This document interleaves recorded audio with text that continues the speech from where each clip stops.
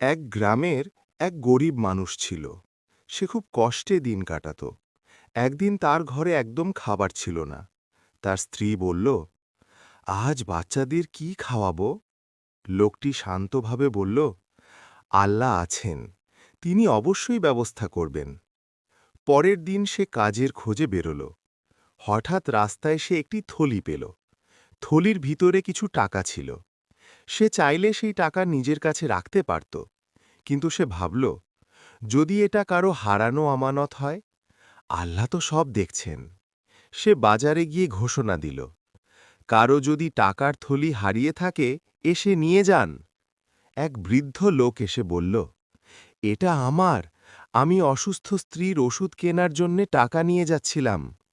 লোকটি যাচাই করে টাকাগুলো তাকে ফিরিয়ে দিল। বৃদ্ধ লোকটি খুব খুশি হয়ে বলল, তুমি সত্যিই আল্লাহকে ভয় করো, এই নাও, কিছু টাকা তোমার জন্যে উপহার। লোকটি প্রথমে নিতে চাইল না, কিন্তু বৃদ্ধ জোর করায় সে কিছু টাকা নিল। সেদিন সে বুঝল, আল্লাহর উপর ভরসা করলে আল্লাহ কখনো নিরাশ করেন না।